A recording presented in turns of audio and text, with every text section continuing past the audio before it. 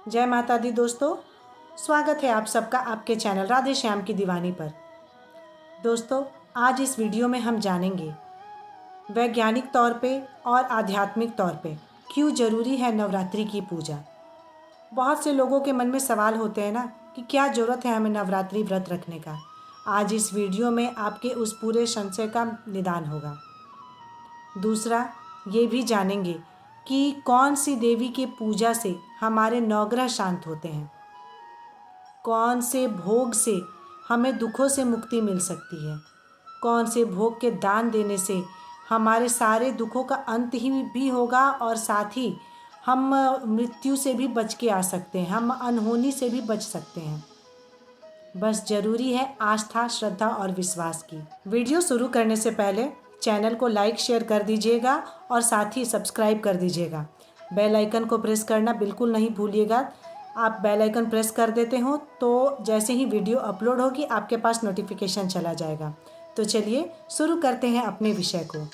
बहुत से भक्तों के मन में सवाल रहता है दोस्तों कि क्यों करना है हमें नवरात्रि का पूजा। तो चलिए सबसे पहले इसी से शुरुआत करते हैं और जानते हैं क्यों ज़रूरी है नवरात्रि की पूजा। दोस्तों, आप सबने देखा है कि साल में मुख्य रूप से 2 नवरात्रि होती है। पहला तो चैत्र नवरात्रि और दूसरा होता है शारदीय नवरात्रि। ऐसे अगर शास्त्र की देखें तो कुल मिला के 4 नवरात्रि होती है। 2 गुप्त नवरात्रि होती है जिसके बारे में उतना सबको जानकारी नहीं होता है। मुख्य रूप से शारदीय नवरात्र और चैत्र नवरात्र 2 ही नवरात्र मनाए जाते हैं। शारदीय नवरात्र गर्मी से ठंडी में जाने का टाइम और चैत्र नवरात्र ठंडी से गर्मी में आने का टाइम। वैज्ञानिक तौर से देखा जाए तो एक साल में 4 संधियाँ होती है। मतलब आप जब गर्मी से ठंडी में जा रहे हो या फिर ठंडी से गर्मी में जा रहे हो तो कैसे अभी मौसम में थोड़े थोड़े बदलाव होने लगते हैं, थोड़ी थोड़ी सर्दी का अनुभव होने लगता है। तो ये एक तरीका है मौसम में बदलाव का, उसको एक जोड़ बोलेंगे कि ठंडी और गर्मी का मेल जोल हो रहा है। जब हम 9 दिन नवरात्र की पूजा करते हैं, व्रत करते हैं, पूजा में अपने आप को मगन रखते हैं तो हमारी जो बॉडी होती है खुद तैयार होने लगती है आने वाले मौसम के लिए।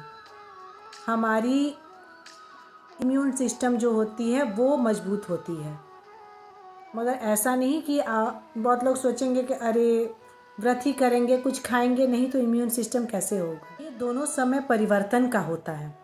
जब सीज़न चेंज होता है तो बॉडी को डिटॉक्स की ज़रूरत होती है। जब हम फलाहार लेते हैं, साबूदाना, फल, दूध, दही, फल लेते हैं तो हमारी बॉडी के टॉक्सिन्स जो होते हैं वो डिटॉक्स होते हैं और हमारी बॉडी की इम्यून सिस्टम बहुत ही स्ट्रांग होती है। इसलिए बहुत ही ज़रूरी है 9 दिनों का नवरात्रि करना। वायरल इन्फेक्शंस बहुत होते हैं, सर्दी, खांसी, बुखार। तो सात्विक भोजन जो है हमारे इम्यून सिस्टम को मजबूत करती है। दूसरा, जब हम नवरात्रि करते हैं, जब तप करते हैं, पूजा जाप करते हैं तो हमारा मेडिटेशन भी होता है। जब हम जाप करते हैं, मेडिटेशन करते हैं तो हमारे ब्रेन में जो तरंगे उठती हैं वो शांत होती हैं, तो हमें स्ट्रेस लेवल कम होता है। इस रीज़न से भी नवरात्रि का पूजा, नवरात्रि के 9 दिन के व्रत, पूजा जाप बहुत ही महत्वपूर्ण है। तो मैं आप सबसे यही कहना चाहूँगी कि नवरात्रि की पूजा ज़रूर से ज़रूर करें। आध्यात्मिक दृष्टि से भी देखा जाए तो 9 दिन 9 देवियों की पूजा, शक्ति की उपासना होती है। 9 देवियों की पूजा के बाद हम अपने अंदर 9 दिनों में हम यही करते हैं कि अपने अंदर की नेगेटिविटी को मारते हैं, तभी वो असल रूप में विजयादशमी होती है। हमारे जो विकार हैं, काम, क्रोध, मोह, लोभ, आलस्य, ये सब विकारों को हम नष्ट करते हैं। 9 दिन भक्ति में, पूजा में रह के हम इन विकारों से दूर रहते हैं तो वो हमारी आंतरिक शुद्धि भी होती है। इसलिए आध्यात्मिक दृष्टि से भी नवरात्रि की पूजा बहुत महत्वपूर्ण है। तो शक्ति की आराधना, माँ दुर्गा की आराधना, जो भी मनुष्य नियम संयम से इस व्रत को करता है उसके जीवन में कोई भी ऐसी परेशानी नहीं है, कोई भी ऐसा लक्ष्य नहीं है जिसे वो नहीं पा सकता है। 9 दिन माँ देवी की उपासना के बाद कोई भी नवग्रह में ऐसा देवता नहीं है जो हमारा अनिष्ट कर पाए। तो आइए जानते हैं कि कौन सी देवी की पूजा से हमारे नवग्रह शांत होते हैं। पहले दिन पूजा होती है माता शैलपुत्री की। माता शैलपुत्री की पूजा से सूर्य ग्रह शांत रहते हैं। दूसरे दिन पूजा होती है माता ब्रह्मचारिणी की। उनकी पूजा से राहु ग्रह शांत होते हैं। तीसरे दिन पूजा होती है माता चंद्रघंटा की। माता चंद्रघंटा की पूजा से केतु ग्रह शांत होते हैं। चौथे दिन पूजा होती है माता कुष्मांडा की। कुष्मांडा माता की पूजा से हमारा चंद्र ग्रह शांत होता है। पाँचवें दिन पूजा होती है माता का स्कंद माता की। स्कंद माता की पूजा से मंगल ग्रह शांत होता है। कात्यायनी माता की पूजा से बुध ग्रह शांत होता है। माता कालरात्रि की पूजा से शनि ग्रह शांत होते हैं। महागौरी की पूजा से गुरु ग्रह शांत होता है और माता सिद्धिदात्री की पूजा से शुक्र ग्रह शांत होता है। तो देखा आपने 9 दिन 9 देवियों की पूजा से कैसे हमारे नवग्रह शांत होते हैं। किसी अलग पूजा किसी अलग तप जप की ज़रूरत नहीं है। बस आप 9 दिन की आराधना कर लीजिए और आपके नवग्रह सारे मजबूत हो जाएंगे।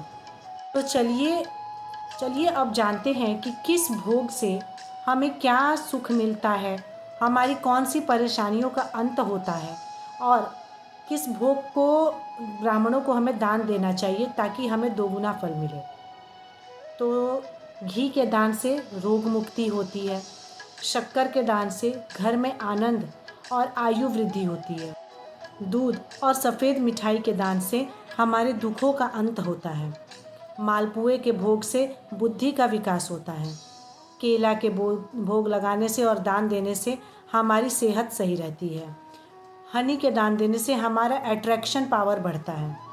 गुड़ के दान से रोग शोक और आकस्मिक संकट जो आ जाते हैं उनसे हमें मुक्ति मिलती है। तिल के दान से मृत्यु और अचानक होने वाली दुर्घटना अनहोनी से हमें मुक्ति मिलती है। दोस्तों, ये थी छोटी सी जानकारी नवरात्रि के बारे में।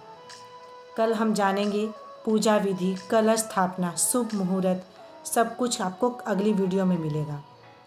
मिलती हूँ नवरात्रि के अन्य डिटेल जानकारी के साथ। तब तक के लिए जय माता दी, राधे राधे। और हाँ, वीडियो को लाइक शेयर सब्सक्राइब करना नहीं भूलिएगा।